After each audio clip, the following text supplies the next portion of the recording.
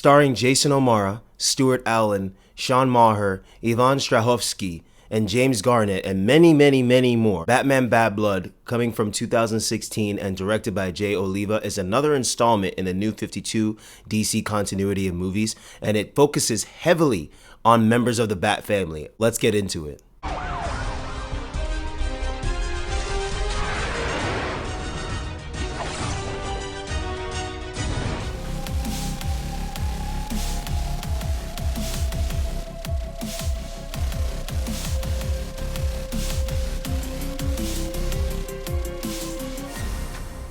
What is up, everyone? Welcome back to another video. As I said from a while ago, I'm gonna be going through all of these New 52 DC movies, spoilers and all, and I'm excited that I'm finally doing all of these movies in this continuity because this is one of my favorite continuities just because it's a just because it is styled after the New 52 rebirth that DC did years back. I love the tone of these movies. They're very dark and gritty and pretty gruesome when you think for cartoons at least. It's just crazy to see them in the way that they are directed and written. Honestly, if they adapted these movies to live action or just took some notes from these movies and adapted that to live action, we would be overall better in the DC world, and Warner Brothers would be better in the light of a lot of fans, both toxic and non-toxic fans. The DC fandom is just so divided, just like the Star Wars fandom and the Boys fandom and a lot of different fandoms, unfortunately, especially in the anime world. I don't know what's going on nowadays with all of these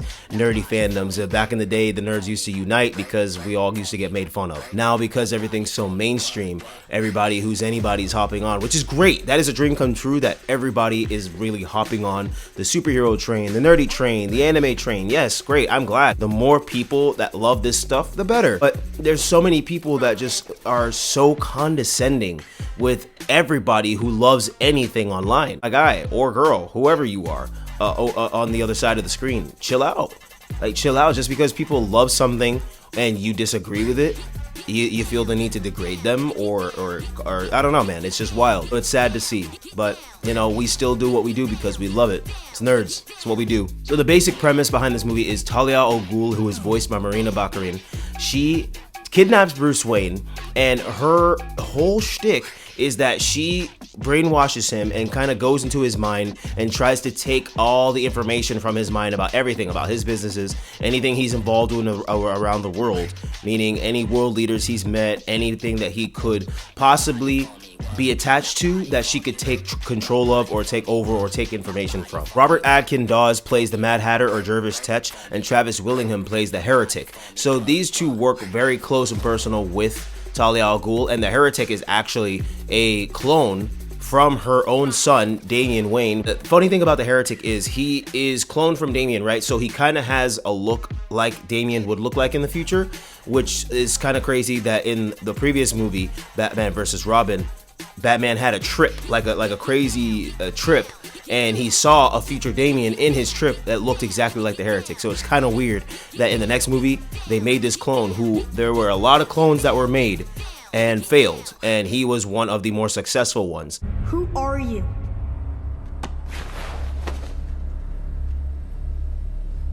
I'm you, Damian, all grown up. I'm the product of a program that our grandfather initiated. They used your DNA and put it through a process of accelerated growth. Most of the prototypes died quickly, but I survived. I was the strongest of them all. So Talia's whole goal behind kidnapping Bruce and taking all the information from his mind and brainwashing him and trying to get him on her side is so that she can take over Gotham and the world in the name of the League, and she can spread the League throughout every nation in the world so that everything and everyone can in essence bow down to her and she can rule. And a new age dawns. Even Ra's al Ghul couldn't achieve this.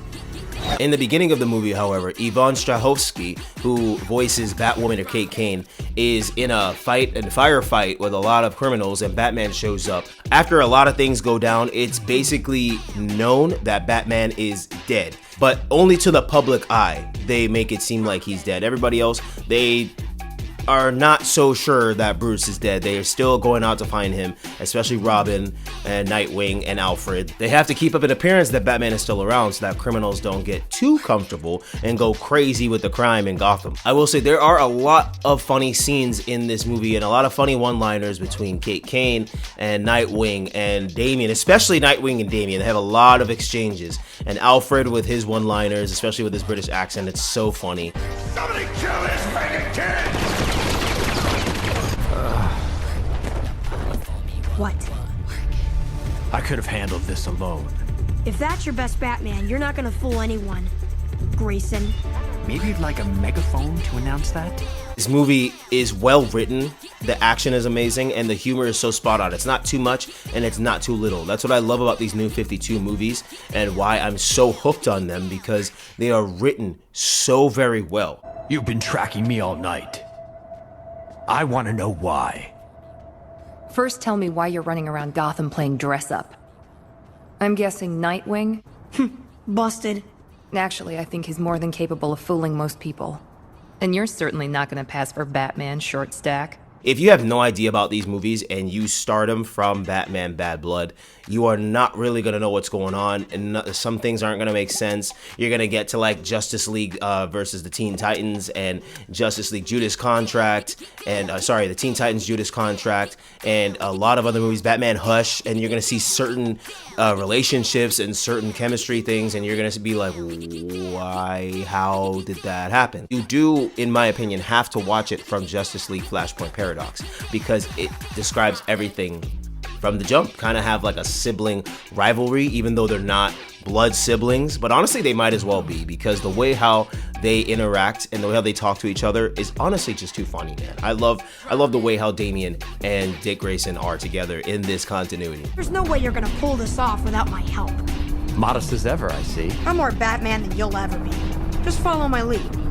Along the way, various situations happen, and Lucius Fox, who we know from comics and the movies, he is associated with Bruce Wayne, of course, but also with Batman, and helps out with Batman and getting tech to Batman and making other tech for Batman. But another member, or future member of the Bat family, shows up. As Charles, he voices Lucius Fox's son, Luke Fox, and unfortunately something dastardly happens to Lucius Fox, so Luke goes into a little bit of a rampage, which I don't blame him. So we see that nice scene where he goes to his little spot and puts on his suit and dons the suit of Batwing, and it's fire, bro. So with all honesty, there is not too much to dive into with this film when it comes to the New 52 continuity. It's not that it doesn't add that much, but this is solely like a Batman and Bat family film, so it takes place mainly in Gotham. There's growth and development within the Bat family and their chemistry, but when it comes to the entire Justice League or Teen Titans or Outsiders or anything